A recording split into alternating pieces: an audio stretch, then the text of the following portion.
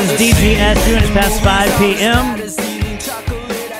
At the start of the show, we had 100 tickets left for DGS 5. It's less than that because Columbo had to go buy 10 of them. Yep. So it'll be even less than that. These will be gone in just by the end of the week. So if you want to go see DGS 5 at the beautiful, gorgeous, big stained glass window, Sheldon downtown next to the Fox, go to 971talk.com/DGS Live. And if you can't make it, go to Facebook and watch Taliban try to do a handstand. It's my favorite thing to happen all day. And my daughter won a major award, and this blows it away. And then someone very cleverly said, can he do a somersault? So in the second half of this hour, we're going to tape it and Facebook Live it and see if he can indeed do a somersault. He said that it would hurt.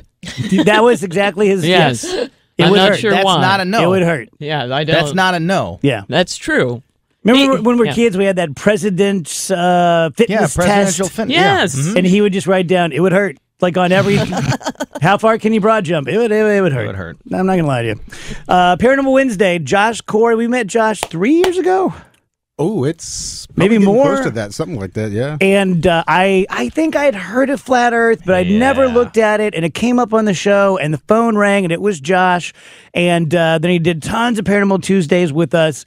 So Tony's crazy in. I love 3%, right? I am 3%. 3% believe. 3% of me believes that the Earth is flat. That is a. Did you watch the movie yet, Rach? Fact. I started watching it and then I couldn't get into it. Okay, I got way into it because I hated the main guy so much. What's his name? Mark. Was it KMOX? Yes. Had Mark Sargent call in. Oh, Mark did he Sargent, really? Yeah. So You hate Mark Sargent. I do. There's a lot of but I people. love the topic. I really do truly too. love the topic. I do too. If I could have my choice, I want a flat Earth. I Okay. want Bigfoot. I want aliens. I want vampires, and I want a flat Earth. But I just can't get there. So when we discussed this for the first time ever with Sue in the room, which was just a couple weeks ago, Sue was asking all the questions like, how does the sun work and the moon and the stars and all that? So can you just start with like a 101. Flat Earth basics. Yeah, flat Earth description basic. of the flat Earth model? Yeah, I think I could probably do that. Well, first off, there's not a model per se. There's a few different versions of it, right? Everybody's got a really cool idea of what it could be. Your best guess from your research of how it is. So this is what they call an azimuthal equidistant projection. Yes, Sue. Well, if you're into ham Yeah, Sue. Oh, how you gonna okay. argue that? How Yeah. you gonna argue that, Sue? So far, I can't. going to jump right in. Well, if you're at a ham radio operator, basically it just means if you look out straight in front of you in 360 degrees, that's going to be your azimuth, is just that straightforward projection. And then it just goes 360 degrees around. So that's what an azimuthal projection is, an equidistant, because it's all equally distant around.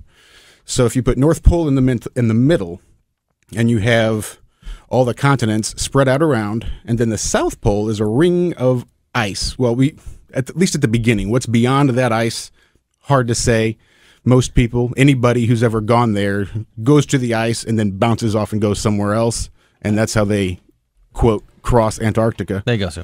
But essentially, yeah, it's an azimuthal equidistant map. North Pole in the middle, South Pole is a ring on the outside. If you want to look up the United Nations, check out their map and their logo. That is an azimuthal equidistant projection with North Pole in the middle. I see. Mm-hmm. So, okay, the very basic things. The curvature of the Earth. Yep. Okay. And like on that movie, when they sent the boat out and like, okay, The stripes. once it went down, the stripes and the laser, where the laser didn't work either. That just seems to be not just accepted science, but also our experience. Like I've seen the curvature of the Earth, like Where? in airplanes and such. Negative. 35,000 feet. A lot of people said we've seen it from an airplane. A few years ago, there's a guy named Felix Baumgartner jumped out of a balloon at a high altitude. It was the Red Bull space jump. Right, 100,000 feet. It's 127,000 feet, actually. And if you look at the pictures, you can see Planet Nevada right below him. That perfect sphere, the curvature of the Earth at 127,000 feet. Now, there's a guy, Neil deGrasse Tyson.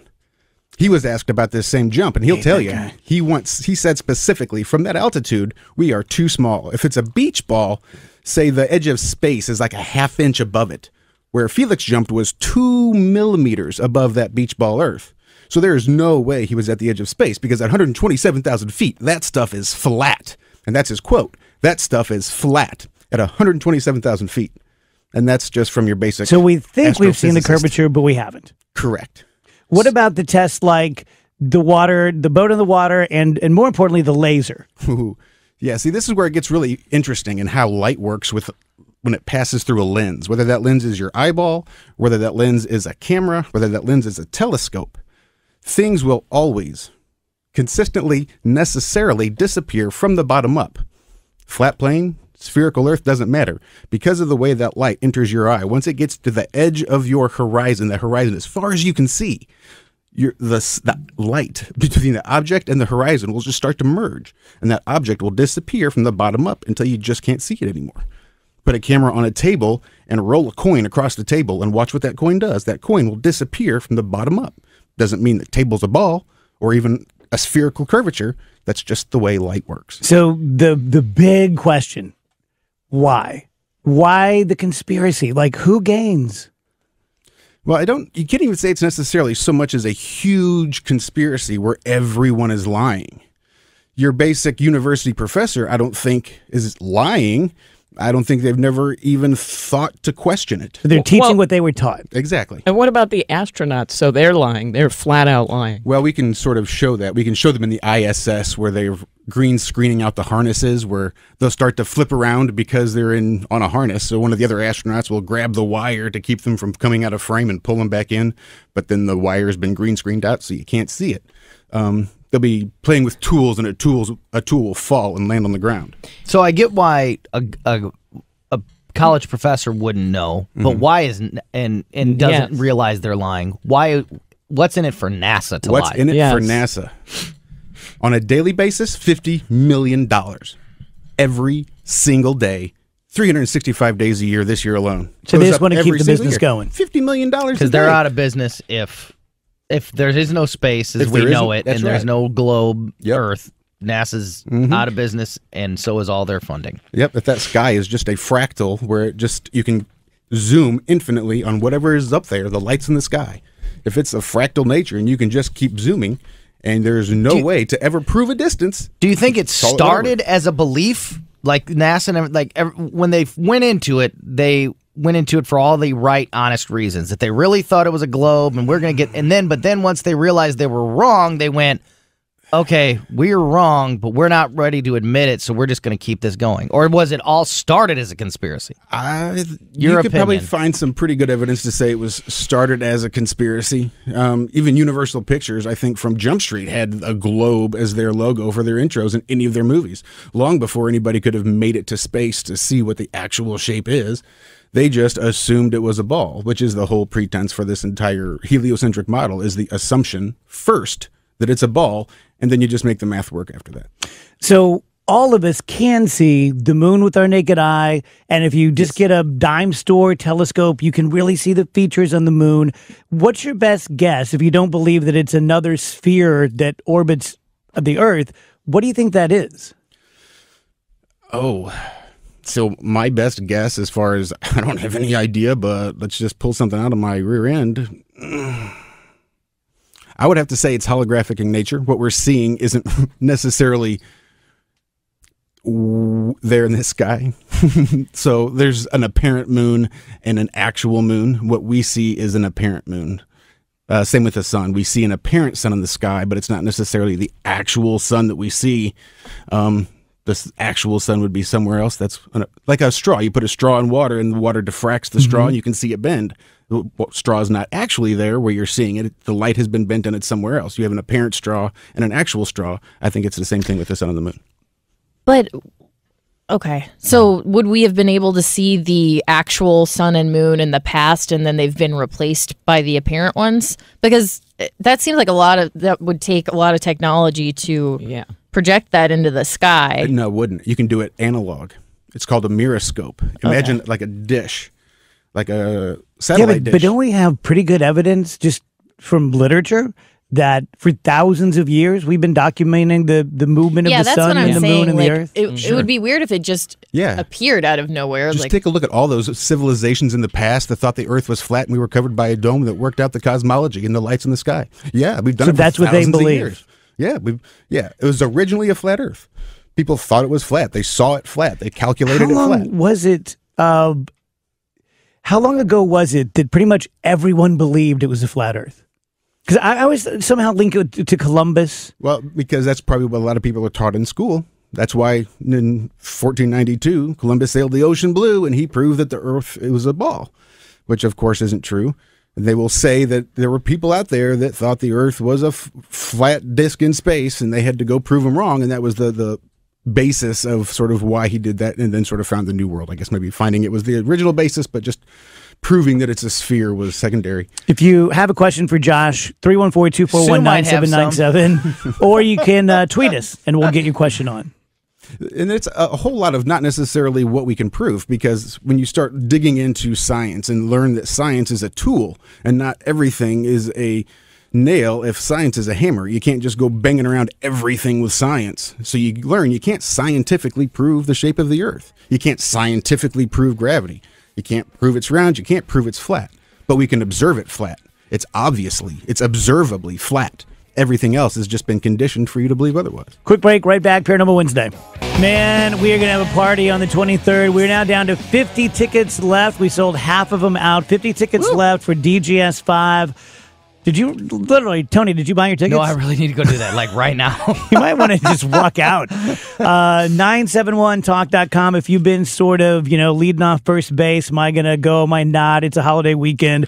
Buy your tickets. They're $25. If you can't go, you give them to a friend, sell them. Yeah. I'll help you sell to me. them. To Tony. 971talk.com/DGS Live. Josh Corey is here. Let me tell you, DGS listeners love DGS Live and Flat Earth. Heck Love it. Twitter exploding, Yes. phone calls coming in like crazy. I could say, wow, look at this. Ronald Reagan's corpse was reanimated and raped. I don't care. But Flat Earth, people just come out of the woodwork.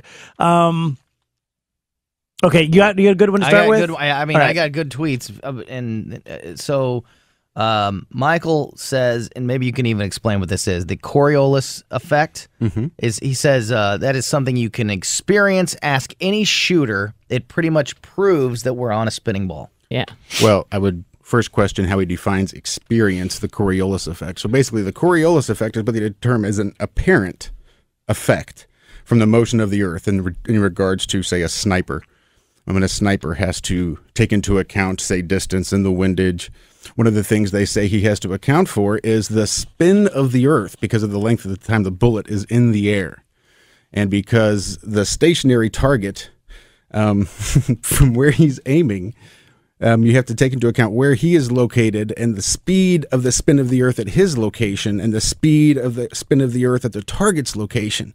And then you have to take into account the spin of that Earth as your bullet travels to get to that destination. So you have to take that into account. Is basically what the Coriolis effect is. I don't know. I've talked to snipers.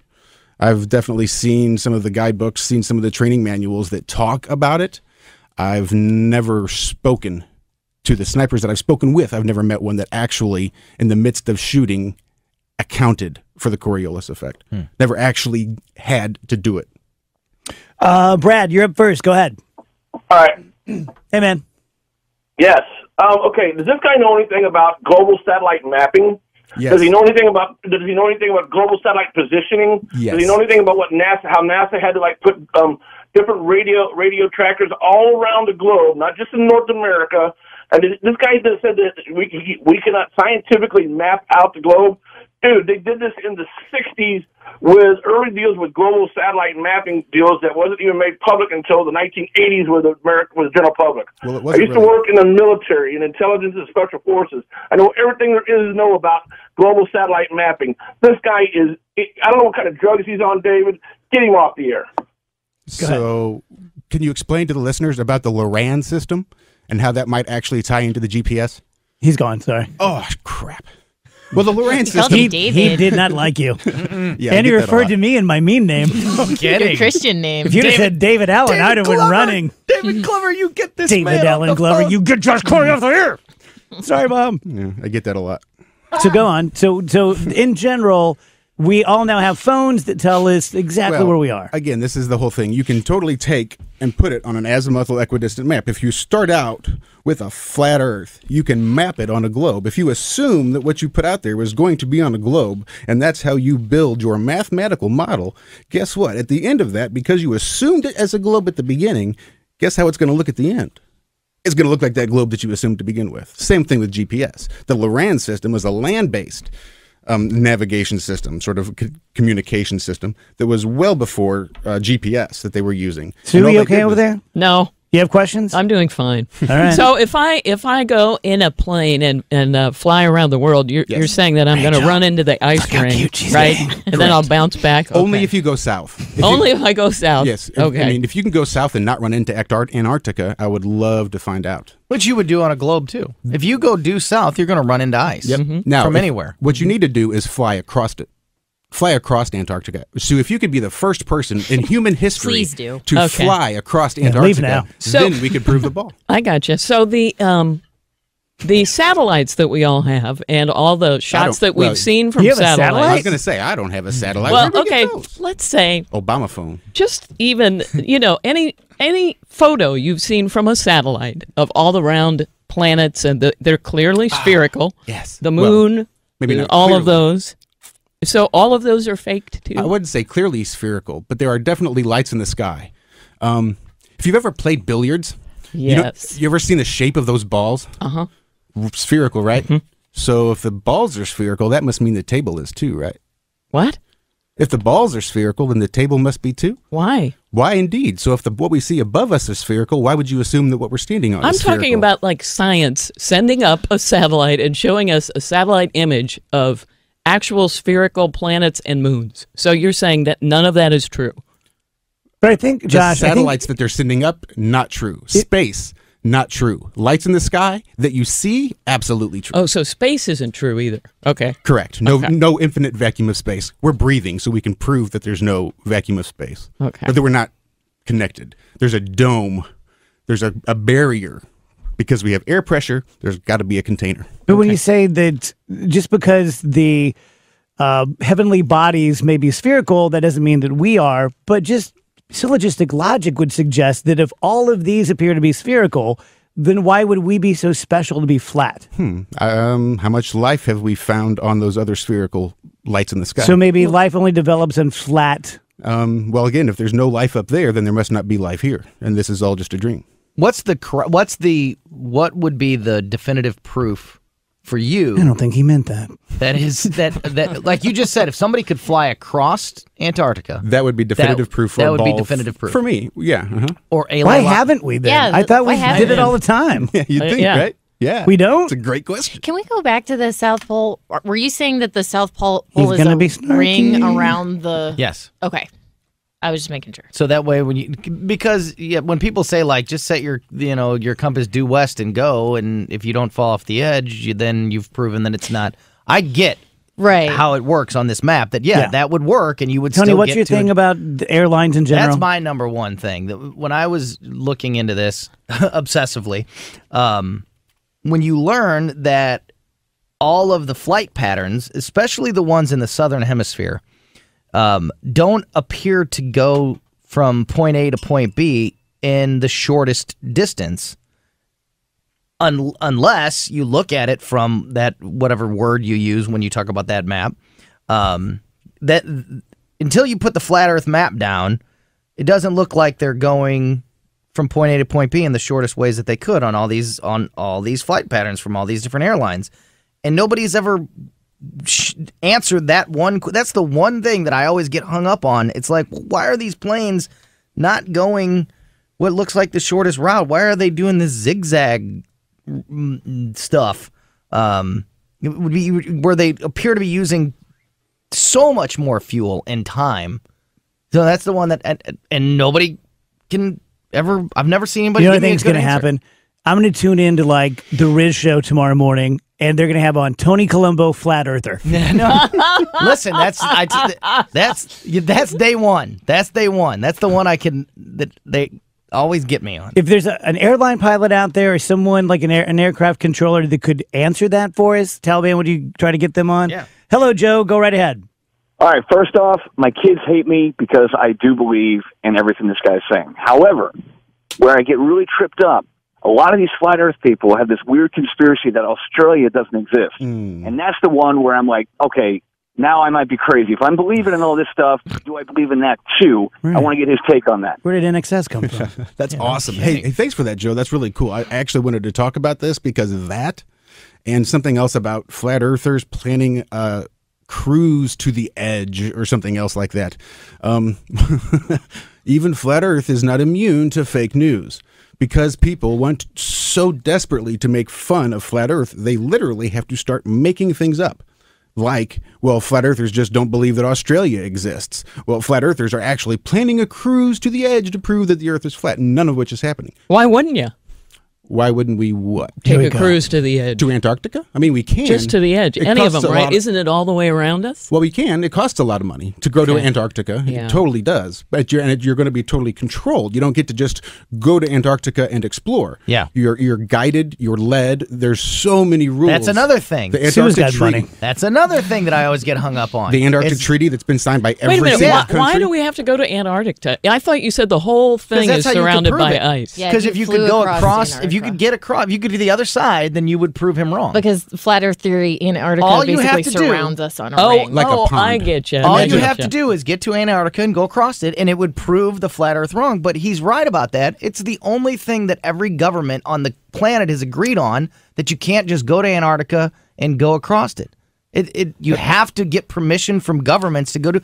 Why is that? That's a little Isn't weird. that territorial rather than? Well, I mean, but why did it has been divided? But there's not really. It's just a Name 99-year treaty. Show me one signed. other thing that every government agrees on. It's just weird. I have a question from Facebook before we go to break. So Tim from Facebook asked, how do we explain the length or shortness of daylight in Alaska if the Earth is flat? Oh, that's a good question. That is good because that's in the north. That's right there. So if you imagine that the sun and the moon, again, we have no idea. We're working on trying to map some of this out, just using people tracking the sun and the moon.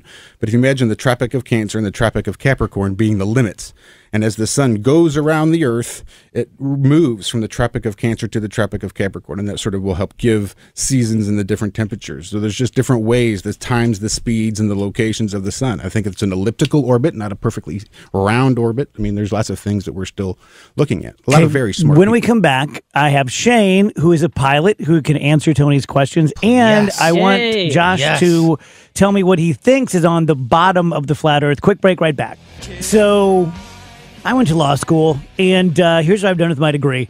Just now, I had a real conversation with Rachel, and she said, hey, are we going to make Taliban do a somersault? Because I don't know if we can fit it in. And then Tony's laughed. He goes, yeah, let's put the flat Earth on hold so Taliban can do a somersault. This is my job. This is what I do for a living. Prioritizing. God, that's fun. Yes. And then Rach said, well, let's just do it tomorrow.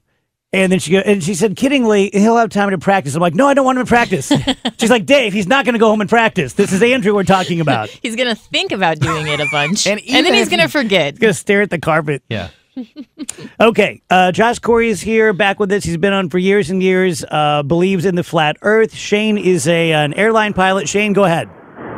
Hey, afternoon, guys. Can I just first say that I love listening to you guys on my way home. You're all hilarious, and it sounds like you have such a great time at work. Well, thank you, buddy. We appreciate you keeping us safe in the air. So Thank nice. you. Yes. Thank you. Absolutely. So, so to answer Tony's question, why planes don't seem to travel in a straight line from point to point, it's called great circle route steering, and it's actually one of the things that actually proves that the Earth is round. So for example, if I'm flying from Northern California to England, which I've done before, on one leg, you'll notice that you go actually really far north. If you were to look at it on a globe and draw a straight line from California to England, you will actually fly really, really far north in order to get there. It's not a straight line, and that actually is the shortest point between shortest route between 2 points. Is basically in an arc, and you'll see that ships at sea they do great circle route steering. Can you repeat that? In the ocean as well. Shane, can you say that the last part one more time? You cut out there. Oh yeah, sorry. So the ships at sea also do the same thing. There's actually like highways in the sea called shipping lanes, and they will actually do great circle route steering as well. and it saves on fuel, it saves on time, and it actually is when you're traveling across the surface of a sphere. And the Earth is not a perfect sphere, but when you're traveling across a spherical object, the shortest point is actually shortest route is actually an arc. And Shane, the phone screener said that you have been above the curvature. Yeah, so I was a high-altitude reconnaissance pilot, still in the Air Force, but so I flew over 70,000 feet almost every single time I went up. And while the curvature of the Earth isn't really that detectable until you get just a little over 60,000 feet, and then it becomes really, really clear. The curvature of the Earth, and then of course other things like the sky becomes really, really dark, even though the sun is out shining. But yeah, it was pretty good view, pretty good office view. Josh, any questions for Shane? I bet that was one hell of a view. That's awesome. It was. I do miss it. So if Neil deGrasse Tyson, just a lowly little astrophysicist, is saying we can't see the curvature at 127,000 feet, if we're sending balloons up with cameras on it showing perfectly flat and level Earth at 120,000 feet, how is it you're seeing curvature at half that distance? Oh, I've got pictures from 70,000 feet on above that do clearly show the curvature of the Earth, and you can actually make it out with your eyes. And we are sure this is not necessarily, say, the curvature of the airplane, of the window of the airplane, right? Because they're all curved too, or the barrel distortion from the lens in the camera, because that will definitely give you some curvature falsely, like sure. a fisheye lens. You're right. No, this is with the naked eye, and like I said, the higher you go, the more defined it gets, and you really can't tell that there's too much of a curve until really about the mid-60s. So, Shane, what about the point that Josh and his protege, Tony, were talking about no one has ever flown across Antarctica? Is that true? I wouldn't think so. I mean, I know that we do missions to and around the South Pole all the time. But it would have to be a single straight line. One of the missions of the job I do right now. Okay. Thank you, Shane. Appreciate your service, man. So to get across Antarctica, we're looking for a single straight line. It wouldn't be go to Antarctica, veer off in some strange direction, and shoot back out. We want hit the coast, go in one direct line, and come out on the other side. That has not been done across the middle. I know that you don't know what's on the bottom of a flat Earth, but what do you visualize? I don't even really visualize anything. When I visualize it, what really pops into my mind is that gobstopper that I was taught in school, with the liquid iron core that gives us our magnetosphere that makes everything happen. It was really strange because the Curie temperature of when metal can hold a magnetic charge, the liquid iron in the Earth's core is way beyond the Curie temperature that would hold the magnetic charge, but that's neither here nor there. Right, the damn Curie temperature. Forgot about that. But human beings have only drilled 8 miles down. That's the furthest any human being has ever been, 12 kilometers. So what's underneath the Earth, and who Tony knows? was there. We have no idea how deep it is, let alone what's on the other side. Opening up a whole can of worms here. What about Hollow Earth? Have you looked into that much? Love it. Yeah, that was the first thing I was really into when I got into conspiracies. I was into the Hollow Earth, and I read some of Admiral Byrd's stuff and saw videos and pictures of holes at the poles and stories of weird creatures and the second sun in the center and all kinds of really neat stuff. God, I'd love that. Yeah, I really would. I prefer it. Yeah, works on a flat Earth.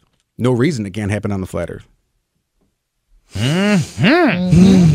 This is my kind of Paranormal Wednesday, We've had a little bit of everything. I might be 3.5%. Oh, I think you may be more like 30. You're sounding like you're, like 50%. Yeah. That's all it takes. You're being really disparaging and snarky to Sue Thomas. That's your first step. Josh, you want people to find you? Yeah, TFR Live every Tuesday and Friday mornings from 4 a.m. to 6 a.m. in the mornings. And then over on every single Friday on YouTube, we have a Have No Sphere podcast at 4 p.m. Very nice.